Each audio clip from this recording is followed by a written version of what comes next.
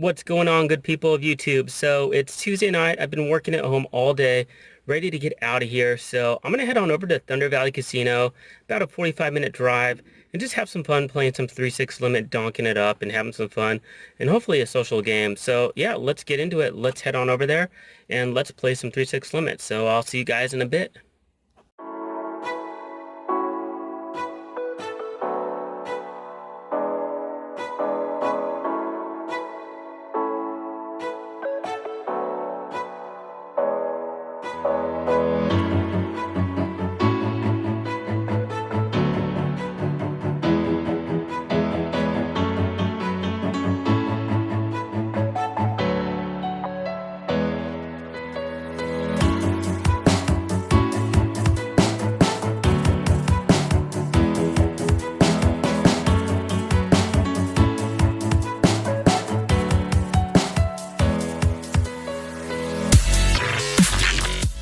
Well, I'm home.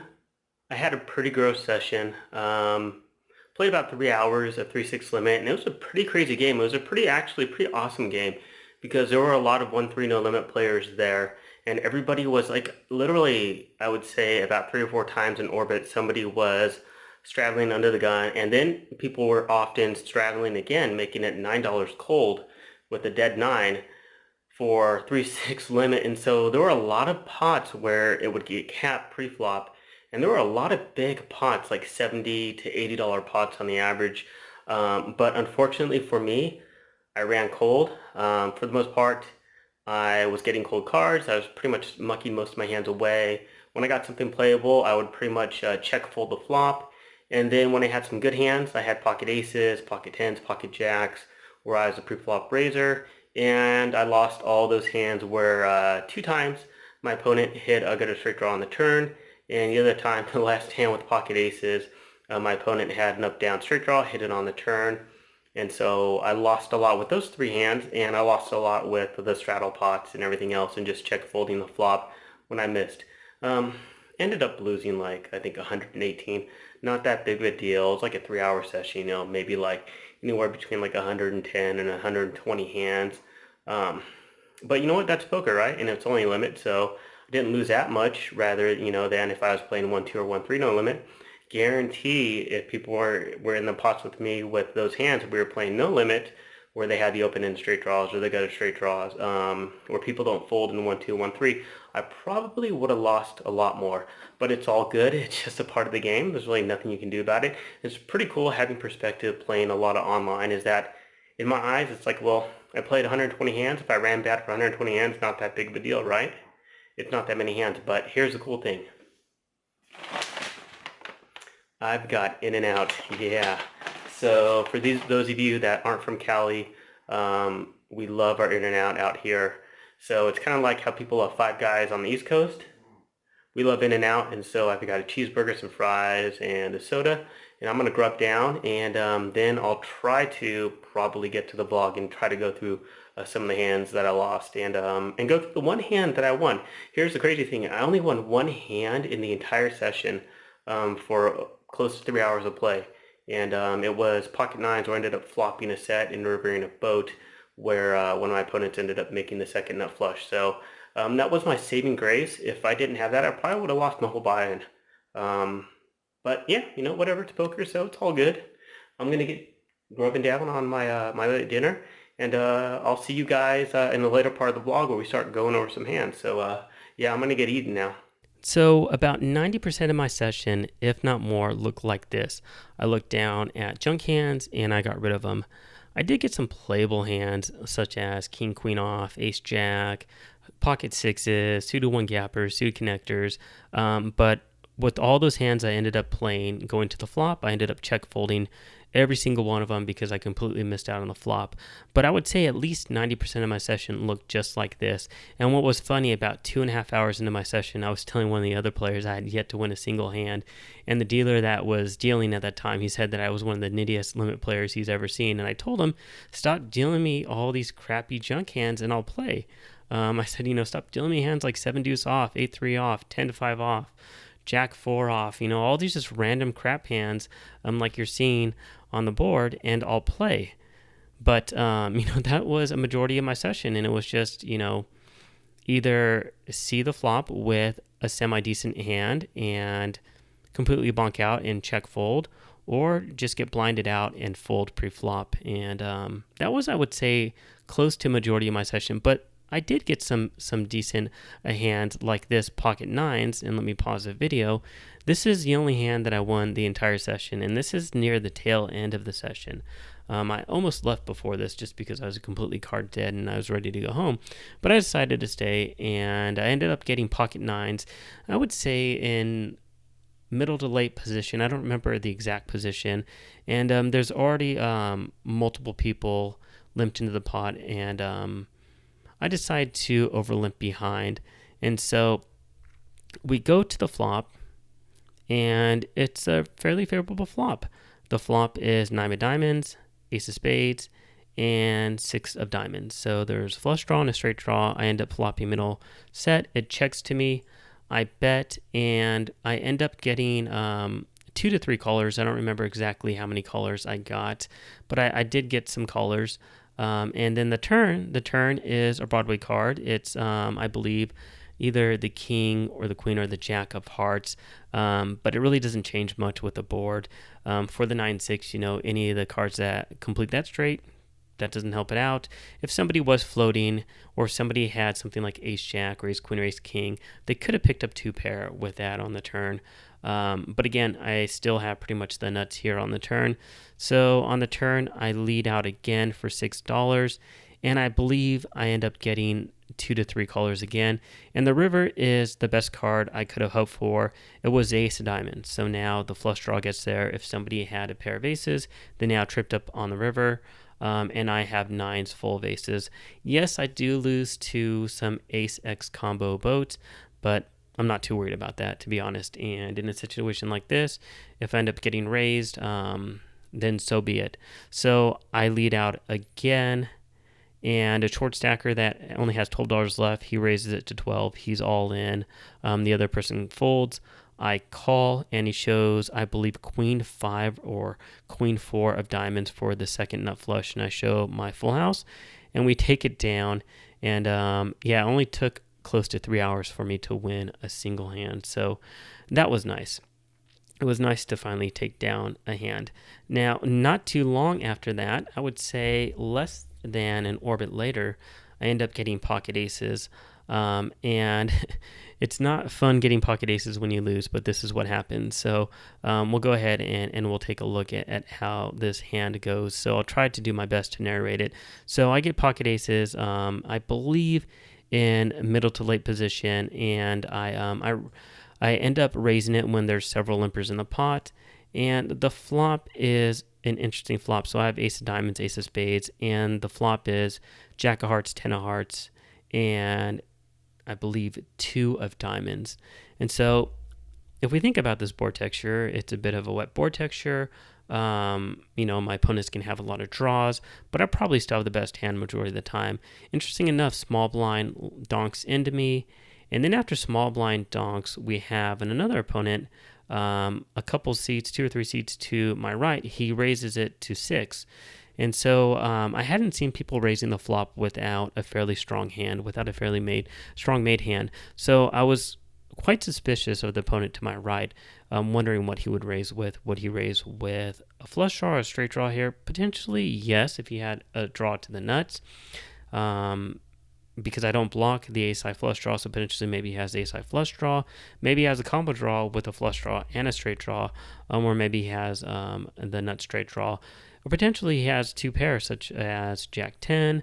Maybe he's trying to protect Ace Jack, even though I blocked that, and maybe he flopped a set as well. So I think there's a fair amount of combos that I beat, but there's a fair amount that I lose to as well. So rather than raise it to 9, I decide to call. I think either play is fine. And the other person that originally raised, that person called as well. And the turn is not that great of a turn card. It is a queen of spades. The first person checks. The person that raised the flop, he ends up betting, and I call. And the person that initially checked called as well. So we go to the river. And the reason why I don't raise here on the turn is that I really don't like the queen. So if I'm already behind on the flop, I'm behind. But if my opponent ends up having certain straight draws, certain straight arrows got there on the turn. Also, if my opponent had a hand like King Queen, I'm still ahead of them, so we keep those hands, and I guess we could raise, but I think there are a certain amount of combos that we potentially lose to. Queen Jack is potentially another one that we lose to as well now. So I think I could potentially raise on the turn, but if I end up getting re-raised, then I probably have to bet fold. So I prefer just to call here for that reason. And the river, I believe, I don't remember exactly what it was, but it was a low card. It was a blank. It didn't complete the flush draw. So at this point in time, if my opponent has a hand like King Queen, that missed out on an open-ended straight draw, if my opponent has an Ace X, maybe my opponent has some sort of maybe Ace 3 or Ace Deuce of hearts where they missed out. Maybe I'm ahead of that, but of course there's the two pairs, the sets, and the mate straights as well.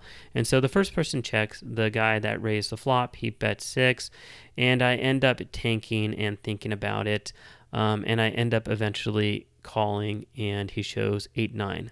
So he ended up raising the flop with 8-9, and ended up hitting his open ender on the turn. I was actually surprised because he had not been playing that way so far in the evening, so I didn't put him on 8-9. But I think given the amount of money there's in the pot, when we go to the river with an overpair, I think I have to call here. I think that there are hands that I end up beating on the river. But of course there are, hands that I end up losing to, and I end up losing with aces here. So there's one other hand that I was able to record. So we'll take a look at that next. So earlier in the session, I end up getting pocket tens, and I'm in the small blind. So I have pocket tens in the small blind, and there's already numerous people limping into the pot. And so I decide to call rather than raise. I felt like tens fall within the range of hands like tens, nines, eights, and sevens, where they're probably not strong enough to raise here for just pure value, just because there's so many people in the pot. We don't have enough equity to raise here. So I decide just to complete instead in the small blind. I think if there's less people in the pot, I probably would have raised, but I think there were already at least 4 limpers in the pot at this point. So I decide to complete with my tens instead. And again, I think that either is fine. Probably raising versus calling is fine in limit. It's not going to make a huge difference. Nobody's going to fold. We just end up getting more value when our hand holds up. And so we end up going to the flop multi-ways. And the flop is actually a fairly favorable flop for me. It ends up being a 3-4-8 rainbow. So pocket tens, you really can't ask for a better flop. I lead out for 3 in the small blind, and of course, this being limit, nobody folds. It's no fold 'em hold 'em. End up getting calls from, I believe, 4 people. We go to the turn, and the turn is, in my eyes, it's a pretty favorable turn. It's a 5, and still no flush draws get there. Yes, ace deuce gets there, and 6-7 get there. And also 5 deuce gets there, 6 deuce gets there as well for the straight draw. But anything other than that, I'm still ahead of, unless somebody, of course, they flop 2 pair, or they end up flopping a set. And so I lead out for 6, and there's a short stacker that I believe only had $6 left total, or $5 left. I don't remember. He ended up raising all in on the turn, and we'll see in a second how much money I end up putting in. So he had $1 more left, so I ended up putting an extra dollar in. We go to the river. It's an offsuit king. Again, no flushes get there or anything. So if nobody has a king, I feel like I'm still good. I check. We end up checking around. I show pocket tens, and my opponent ends up having 6-7. So he ends up having 6-7, and he ends up taking it down, hitting his gutter straight draw. Now, there is one other hand that I didn't end up being able to record. It's very similar to that one. I'll actually just let some of my other hands roll at the same time. So I ended up having pocket jacks. This was very early in the session as well. I think I was in middle position. There was a limper, and I raised to 6. Only, I believe, one other person calls. We go to the flop, and the flop again is a fairly favorable flop. It's a 10 high. with, I think, with a 3-4. And actually, yeah, a 3-4. And so, of course, I c-bet. My opponent calls. The turn is a deuce. My opponent checks. I bet. He raises. I call. We go to the river. I forgot what the river was. He checks. I check. He shows ace 5 for the wheel. And so, it is what it is, right? Sometimes you win, sometimes you lose. Unfortunately for me, my opponents, 2 times they hit their gut a straight draw for their 8% equity, which is going to happen, right? I mean, they have 8% equity to hit their draw with 4 outs going to the turn to see 1 card. It is going to happen. It's a minimal amount of equity. So it is what it is. And then, of course, my other opponent won the aces. He had an open-ender, so he had 16% equity. So people hit their draws, and sometimes you lose. And, that is what it is. And it's not that big of a deal if you think about it. I mean, play limit poker, only ended up playing a few hours. In the bigger scheme of things, if we compare this to playing online, where I'm typically multi-tabling and playing, upwards to anywhere from, I would say, 150 to 400 hands per hour, maybe even more than that. 120, 130 hands is really nothing at all. And so I ended up losing $118, but it's really not that big of a deal, not too worried about it. It's poker. We're going to have upswings, we're going to have downswings, and we have to be okay with it.